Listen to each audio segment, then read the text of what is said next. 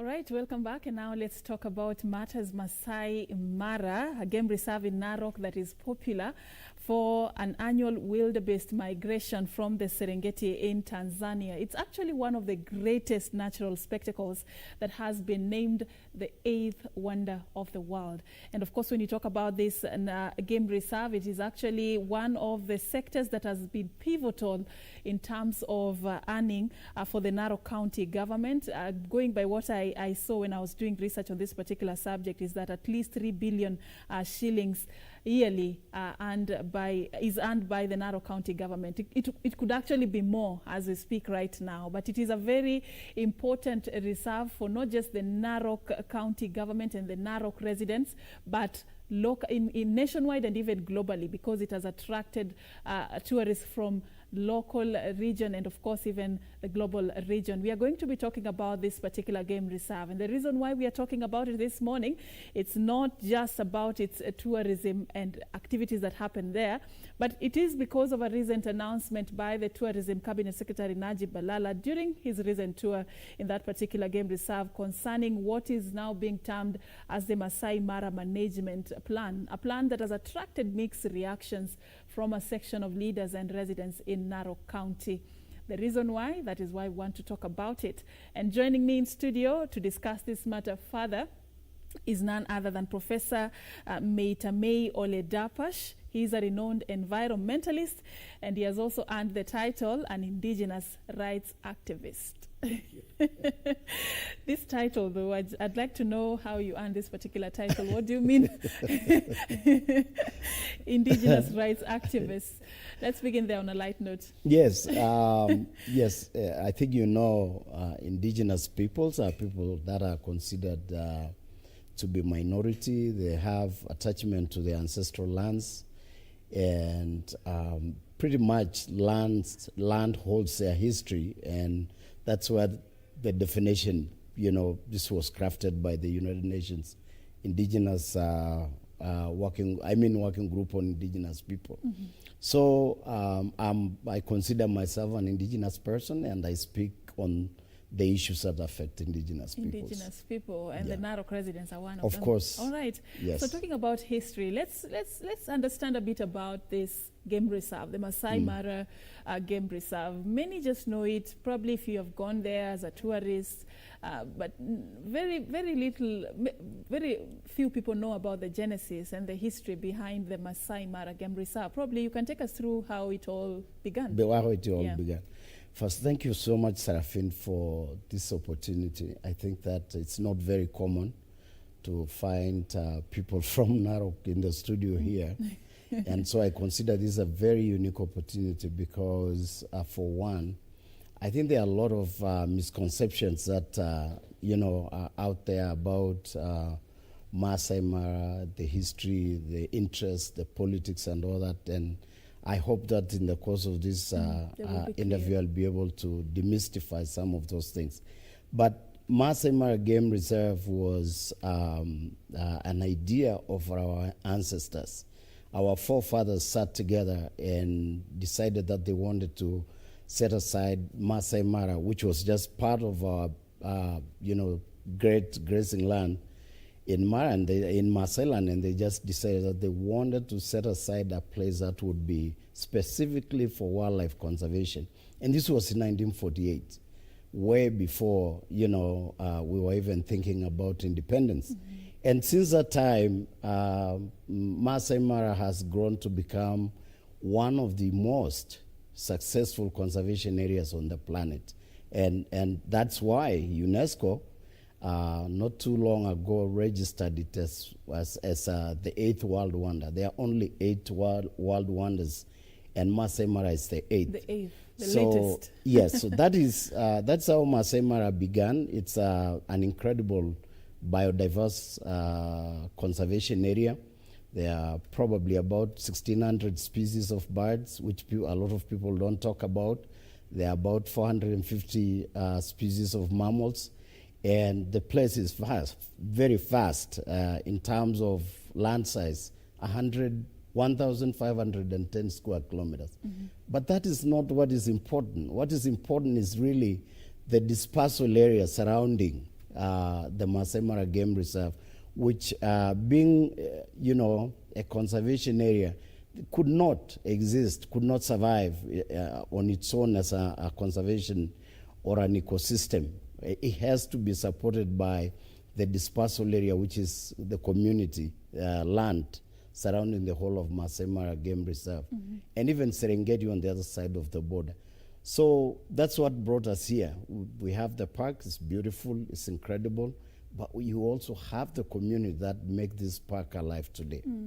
So the bone of contention we'll be talking about in a bit. But what would you say has been the role that having that park there has played in just changing the narrative of the locals within the county? What is it that you pride yourself in as being part of that? Well, I would say pride ourselves in as a community, really, because I have always maintained and I'll continue. And any person who understands what conservation is must pride in the work that these communities have done to make sure that the Masai Mara is alive today. What is really amazing about the community surrounding there is the fact that they live with these animals every single day. Small boys, from the age of 5 up to, adulthood, are having to deal with lions. They're having to deal with giraffes, zebras, eating the, grazing on the same fields as the cows, having to run away from elephants almost on a daily basis. Lions attacking cows, hyenas breaking into the of the community. But still, in spite of this rather difficult life, the community has maintained that moral position, the moral obligation to protect wildlife and to coexist with this wildlife. And I think this is a point that everybody misses. They think the Mara just exists there and tourists come and they see all the beautiful animals. It really wouldn't be there today if the Maasai people were not there. So we pride ourselves in our contribution to the survival and to the sustainability of the Masai Mara Game Reserve, which as a community we feel we are doing this not just for ourselves but for the nation and for the world at large. Okay. In terms of its management, because you're talking about how the community has facilitated its existence, in terms of its management, though, because the Mara is one of the reserves that has been under the I'd say the county government, as opposed to what is happening elsewhere, has that in any way added value onto how the residents are benefiting or reaping from the fruits of this particular reserve? That's a very beautiful question. And I just want to take you back a little bit. I think we need to understand as Kenyans that there are different types of categories of conservation areas. We have the marine, we have sanctuaries, we have national parks, and we have game reserves. Masai Mara is a game reserve, which means that the mandate, the management mandate or the responsibility of managing the park rests with the county government of Narok, formerly the County Council of Narok. And this didn't happen. It's always been a reserve since it was created, because the idea conceived by our forefathers was that if the local, at that time it was a local council during the colonial times, if the local council managed that resource well, then the community would benefit from resources accrued through tourism activities. So, for example, like jobs, money, tourist dollars, and services provided by the county government. Like those days, cattle dips were constructed by the county council, now the county government, roads in some places, school bursaries, and so forth. So there was this idea that if the county council at that time managed the resource very well, which is Masai Mara, the community would benefit through those, services, education, water, employment, and so forth. Now, currently, the county government of Narok is the legal custodian of Masai Mara. It's the legal manager of Maasai Mara on behalf of the community. And the question is the community benefiting?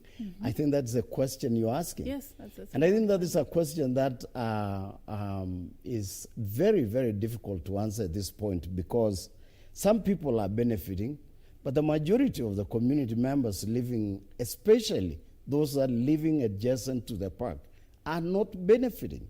And this is what portends the death of conservation in that place. Once you have people who are sitting on the fence, not benefiting from this resource they are protecting, chances are that they will not continue supporting what you are doing. They will not continue supporting conservation. By benefiting, what are some of the expectations of the residents? What is it that they would describe as we are really reaping the benefits of having this reserve as part and parcel of us? What is it that would really give them that satisfaction? What would give us the satisfaction is, number one, the tourist dollars should reach the people.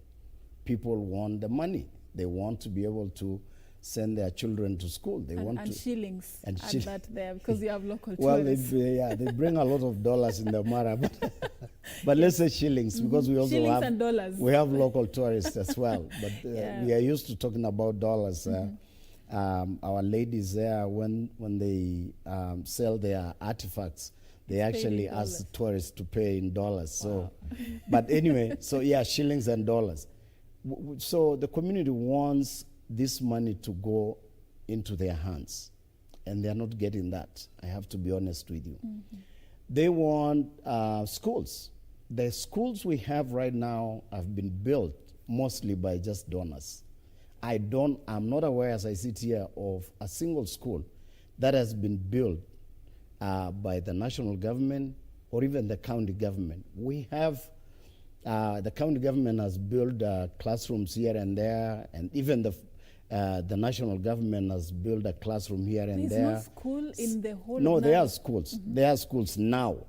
But until about 10 years ago, 15 years ago, there was not a single school there.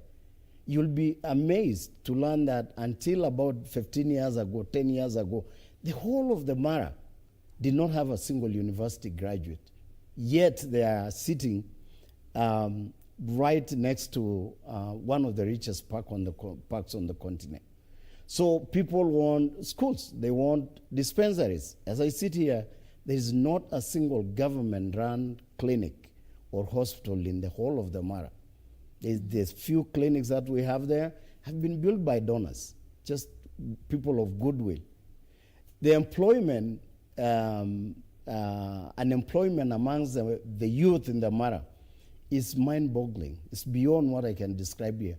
It's 99% of the local young men who've been to school, who have graduated from colleges, from university, they don't have employment. They can't even get the simple job of being a waiter or being a room steward or being an accountant. These jobs are not there for this community. So really, they're protecting this resource for the benefit of everyone else minus them. And this is shameful. And so when people talk about the Maasai Mara, and all they think about is, the migration and the great lion and the elephants, it's certainly more than that. There are a lot of issues that people don't understand. And you cannot expect that this community will just sit there and continue conserving wildlife. Well, they're getting nothing. So this could actually affect its progress going forth. Yes. Let's talk about the recent announcement to have the Masai Mara management plan.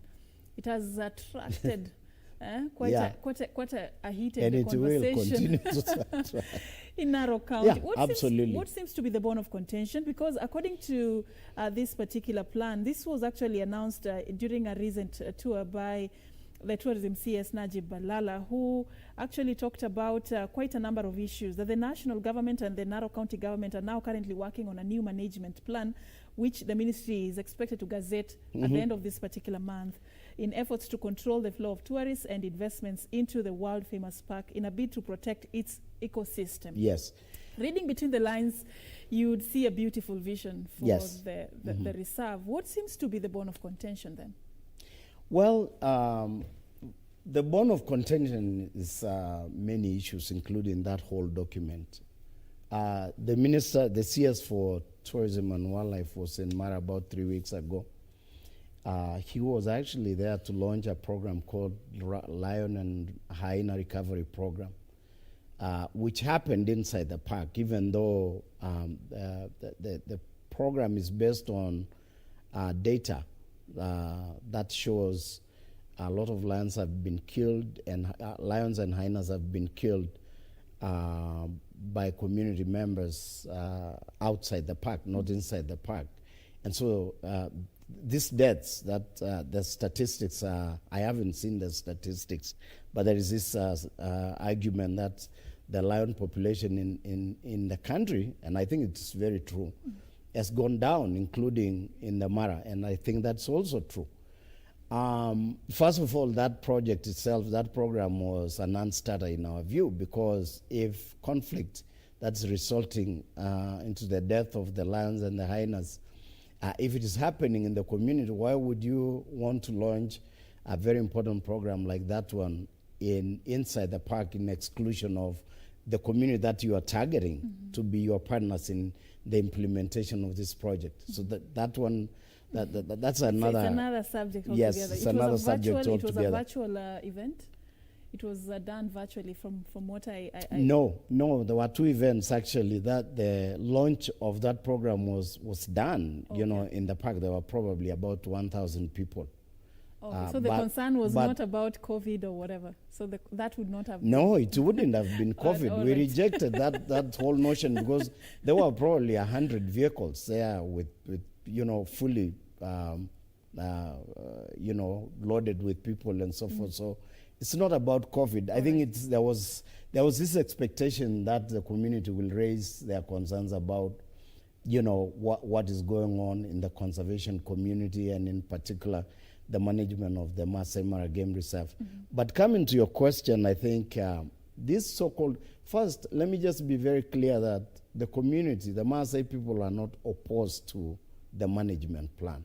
In fact, we welcome it, we want it, and we will support it. So that's number one. Number two, the problem that the community has is that in Chapter 11 of the Constitution, Article, I believe, 174, the community is given power to participate in processes that affect their lives. When decisions are being made that are likely to affect their lives, the Constitution recognizes the importance of the community's participation in those processes. Now, this document remains just somewhere out in the clouds. Nobody has ever seen it. I've seen it myself, but the community has not seen it. This community has not been subjected to community scrutiny. It's not been interrogated. There's been zero contribution from the community on, you know, as to the content of this document. So we don't know what the content of this, you know, a management plan But is. you said you've seen it. I have seen it myself, but I cannot be the whole Speak for the community. okay. What I know myself, and this is, I have a very big issue with this one, is there are sections of this document that propose several things that I don't think are going to be beneficial to the community. What are Number the one, issues you're raising? Sure. Yeah, Number because one of you've them read is the the document proposes the creation of a management of something called Masai Mara Management Authority. Now, that's not a bad thing either. But this management authority, according to the document, would be run by people who are not necessarily from the community. These are people who will be appointed from anywhere across the country or anywhere in this world by the appointing authority, who in this case would be the governor. So we have a problem with that, because that is one big step to alienate the community from their resources. If there is no guarantee that the Maasai people would be the ones occupying the positions of that created in that structure, then what does that mean? Somebody will come from Europe or from wherever, to run their affairs in the Mara, and the community will not accept that. But isn't there a positive aspect about having a mixed sort of yes, absolutely. And again, I said, if you're having the Ma community only being part of the authority, that but this the document is not very clear on that. It says all office holders will be elected by the county, by the governor. But it doesn't say the it Ma doesn't community will make not be any included. specification as to what you are saying. If we, for example, if we said we need one scientist whom we may not have as Maasai people to sit in that management authority, we would come from anywhere. It would come from any other part of the country. But also the document proposes that the lifespan of this authority will be determined fully by the governor. So you are giving too much powers to a person, one person, whoever that person will be in the future or even now, who may not be acting in the interest of the community.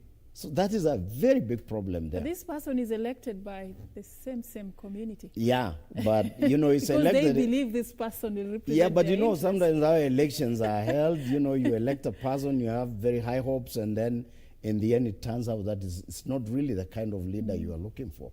You cannot know this. Plus, human beings are not immune from influence from outside.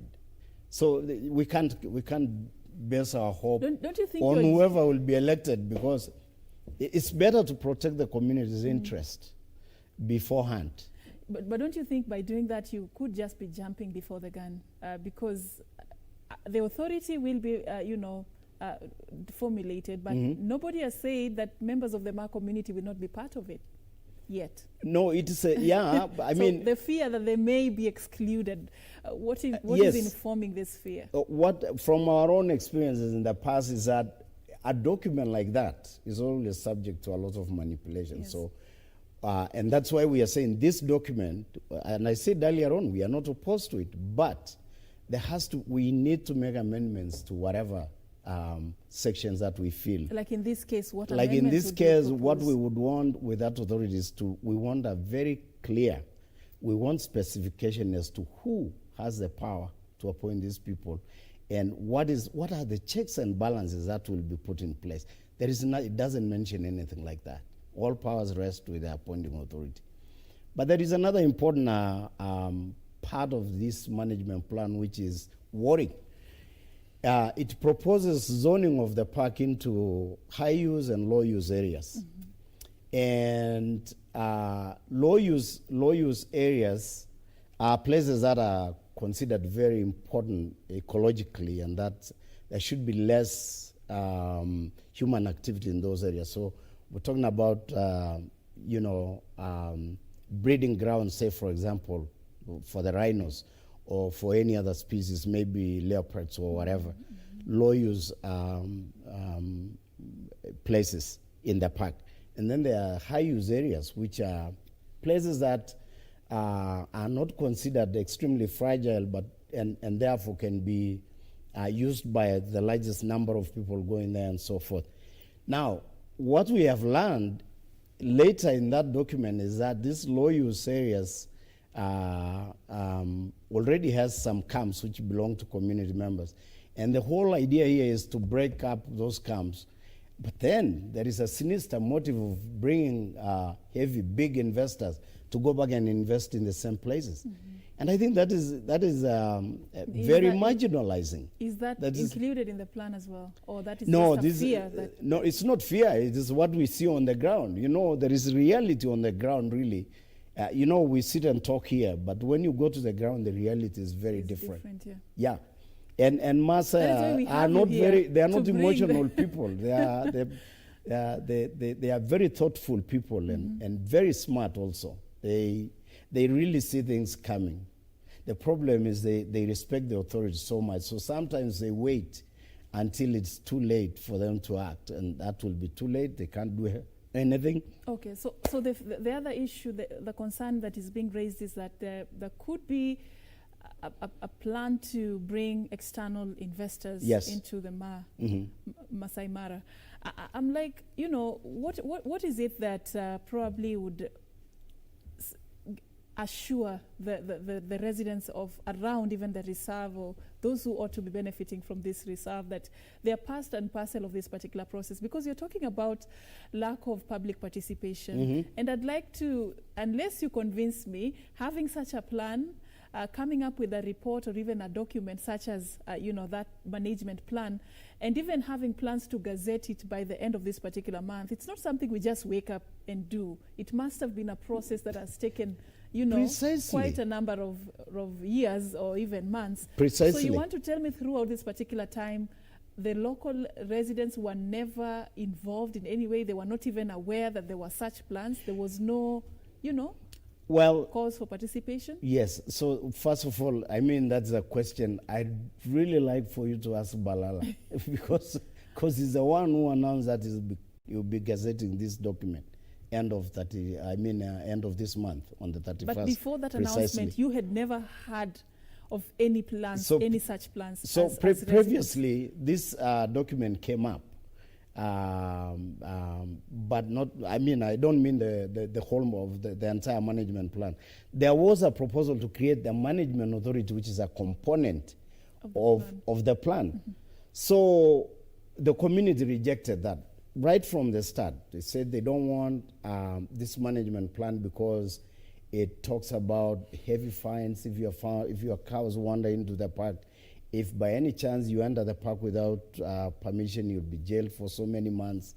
If you take your cows to graze in the park, you'll be fined 200,000 shillings. So when they brought that portion of this management plan, it was rejected. And I'm talking about December 2018. By January 2019, that they had shelved that plan. Now they're coming up with a management plan, which is unknown to the community.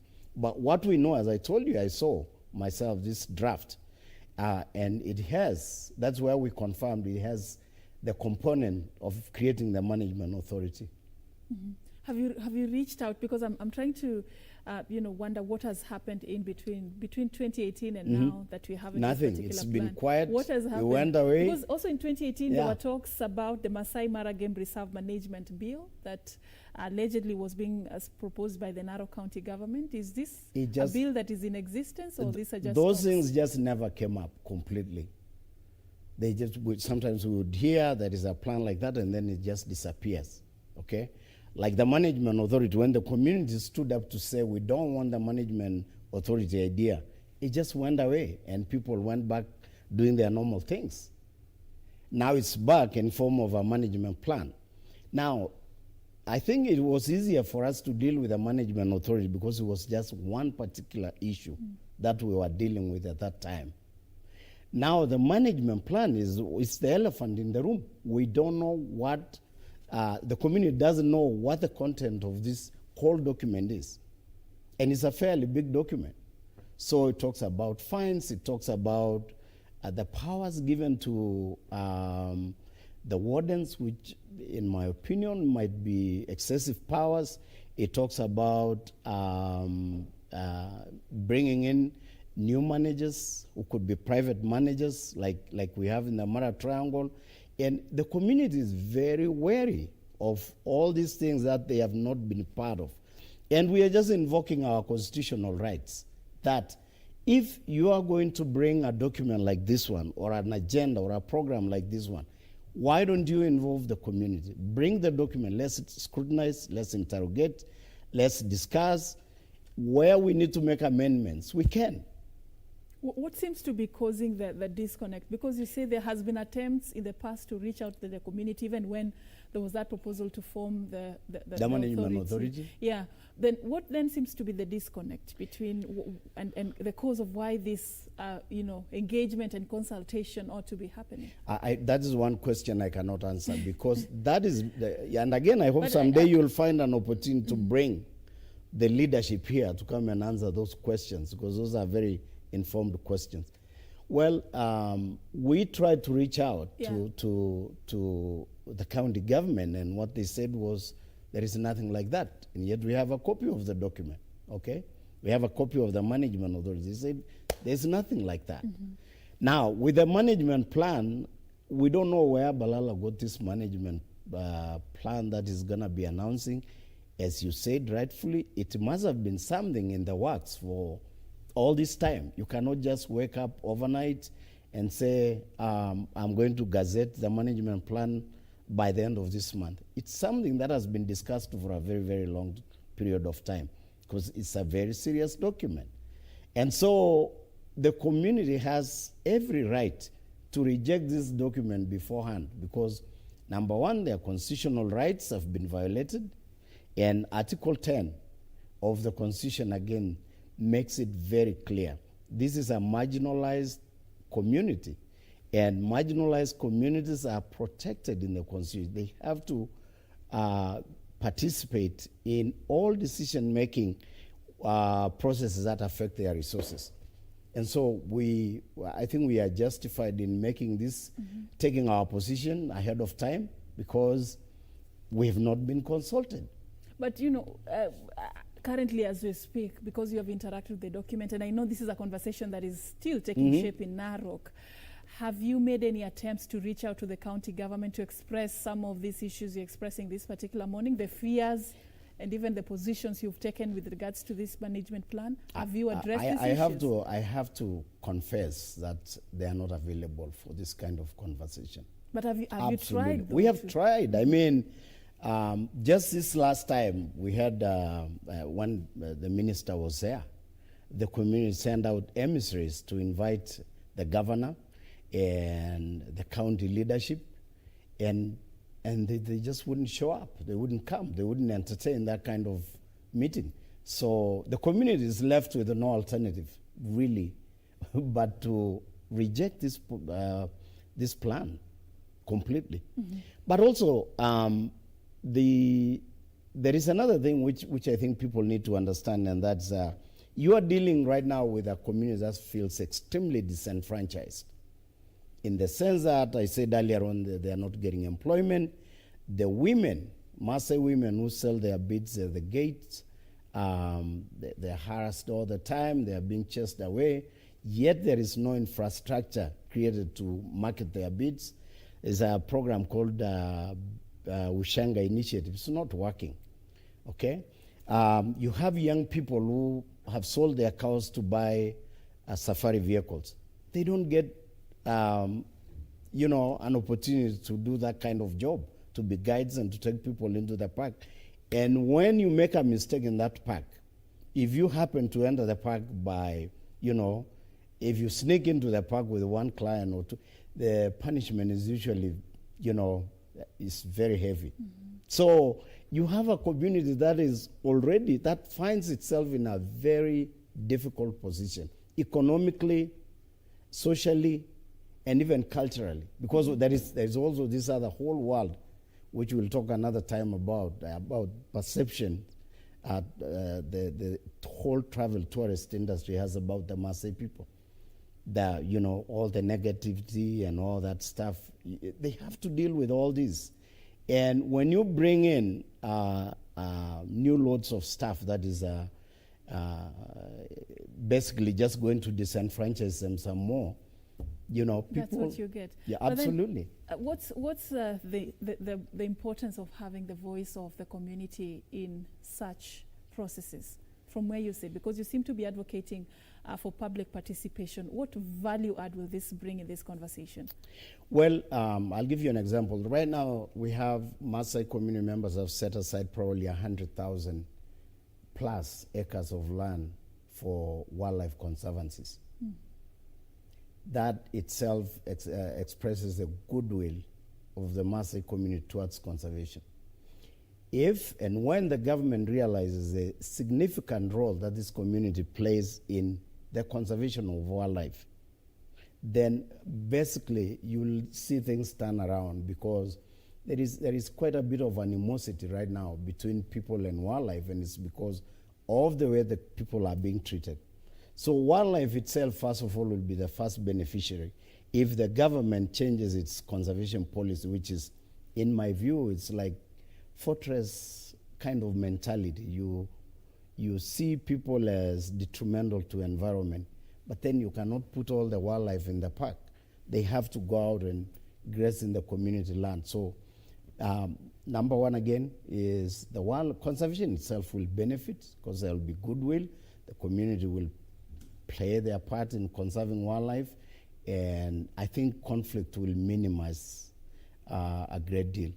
Number two, I think that, when we talk about conservation, conservation also cannot have any meaning to anybody if it has no economic benefits. Okay?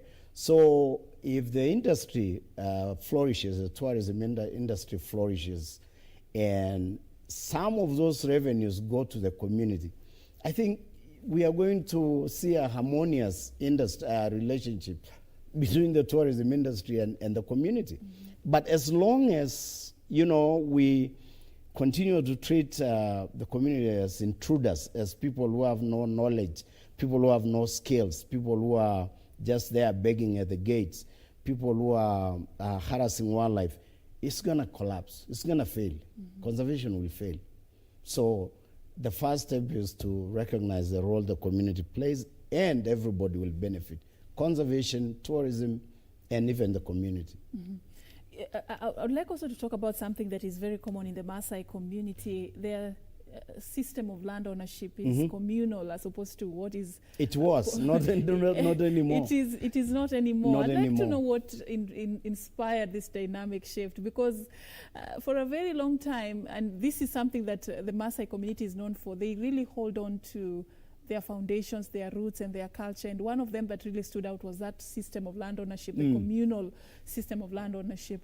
Things seems to be changing down at the MERC community. They have really changed. What is happening? Well, in 1957, a guy by the name Swinnerton, who was working for the colonial government, came up with an idea to settle the Masai and basically curtail the movement. And the Maasai movement at that time was, and even now when it does happen, is dictated by seasonal shifts. So if it's raining, say, in the highlands, people would move to the highlands to graze their livestock there. And, when the rains come later to the lowlands, they will move back there. And this was really a way to protect the land from degradation. But the colonial system didn't understand what the Maasai were doing. They thought they were just roaming all over the place.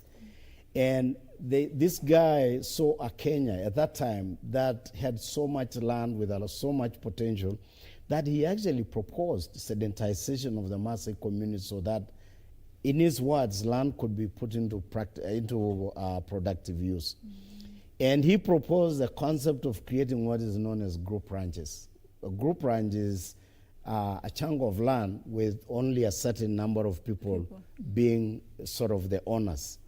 And so between 1969 and 70s, group ranches were being created all over. And that is still some sort of semi-communal ownership of land. Don't forget, before that, it was just like everywhere. Masai from Narok would go to Kajiado, and we still go, by the way. Those from Kajiado would go to Samburu and so forth. Then in 1978, starting from 1978, the late President Moi, whoever advised him, I believe it was just people from the Ministry of Agriculture, decided that it was time to break up the group ranches and give private titles to individuals. So they came to each group ranch and subdivided the land according to the number of people who had been assigned that person.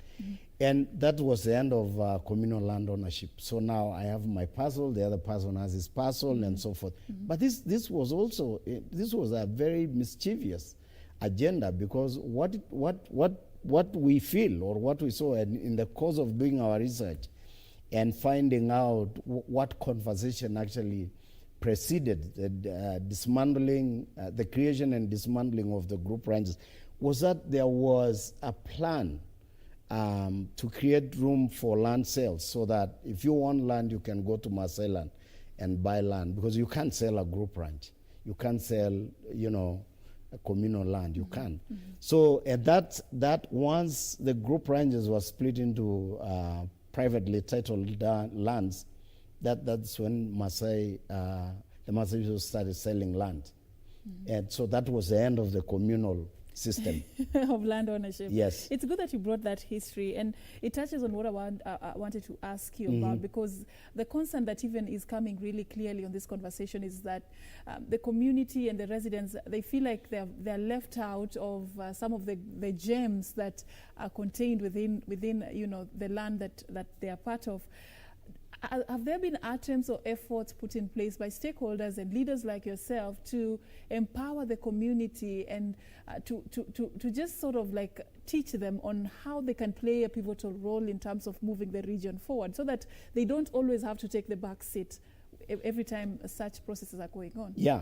So, in capitalism, the whole concept is competition.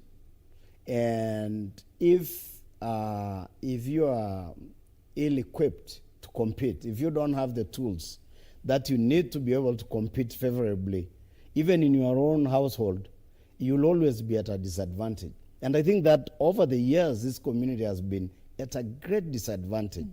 And that's why some of us have been calling for things like affirmative action, where you can actually introduce programs that will help these people catch up with the rest of the world. Because don't forget, up to this point, illiteracy rates in my community still stands at about 67%. That is still very high 67%. Compared even with the national average. Okay, the government will say education is free and every child must go to school. But how do you send a child to school if you don't have the infrastructure? Okay? So there are a lot of efforts that are happening. There are a lot of non-governmental organizations working in various parts of Masai land, trying to, bringing people up and through education, through just basic awareness, through resource access, helping them access resources, and there are a lot of industrious young men also who want to be leaders in their communities, show them how to do business, be examples, like really good examples on how, because with the land being as small as it is right now, the traditional land base has shrunk so much in Masai land, so much that there are people, you won't believe, there are people in Masai land who don't have land today. So all these activities are helping people without land, do other things, even if, long time ago, Maasai people did not want to work in a hotel. Now they want those jobs. They didn't want to wash toilets. Now they want. They didn't want to cook. Now they want. So there is a lot of effort going on, I agree, but it starts with the government wanting to bring about equalization, because government programs are supposed to lay foundation, the foundation for people to be uplifted. Me as an individual, there is only very little I can do, or you, or even a goodwill donor who comes to build a school or a dispensary. The government must have the will, first of all, the realization that they are marginalized communities, and then come up with Marshall plans to try and uplift the standards of this community so they can catch up with the rest of the country. As long as that gap continues to exist, I don't know. I don't know. All right. So we go back to what you're talking about, and I just want to understand, if this controversy over the management plan continues, what's the worst that can happen? Well, number one, I just surely hope, and I'm appealing directly to Balala to abandon that idea, because it's not good for conservation. In the event that he goes forward to do that, I think that the Maasai people are going to have to meet and discuss what to do next, because it's very clear, it's written in stone. They will not accept programs that will be imposed on them. We will not allow that. And Balala himself must realize that for this wildlife to have existed and to have flourished in Maasai land to the degree it has up to this day, as stewards of this wildlife that the whole world is enjoying, we cannot just be brushed off. Somebody cannot just create a program in Nairobi and bring it and drop it in our midst and say, it's going to be like this. We're going to have to meet and decide on what the next course of action is going to be. But I think we are, I wouldn't talk about our strategies, the various strategies we are developing. But I think that people in Mara will let you know that they will not support that thing. It doesn't matter who brings it, we will not support. And if we will not support, it puts conservation in jeopardy. But I don't know. You started by saying you are not opposed to the plan. You just No, had we are reservations opposed. about Absolutely. sections of the plan. Absolutely. We are, but if they gazette this thing as it is, how do we support something we don't know? So what? So we are telling him, bring this document to us. Okay. Let us dialogue. If you gazette it as it is, we will not support it. All right, because I was about to ask you what would be a win-win formula here. What would be yes? As a way forward. What would be a win-win formula is for a process, a dialogue process to be initiated. We want to meet with Balala and his ministry to look at this document, discuss about it, amend whatever we feel needs to be amended. Because again, I have invoked our rights as guaranteed in the Constitution. Why would they be violating our rights? And that's the first step we need to address. Mm-hmm. Why would you publish something that has not been subjected to community conversation or participation? So we want him to come down to the community, not in Nairobi, come down to the community, let's discuss about it, let's look at the content of the document. If it favors the community, it must favor the community. If it does favor the community and conservation and tourism, then we don't have a problem with it. If it does not favor the community, we will invoke our constitutional rights and reject it. Well said, and thank you so much. Thank you very much. Time for us. I know this conversation, of course, it's going to take different angles going forward, but we all hope for the best at the end of the tunnel.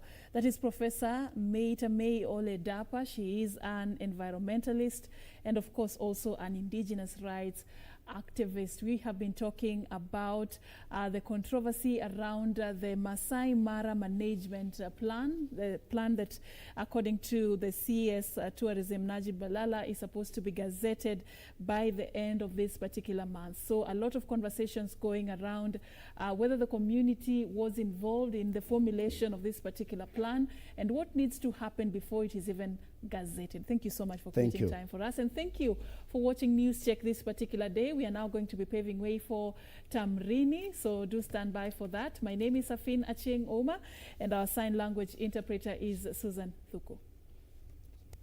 Thank you very much.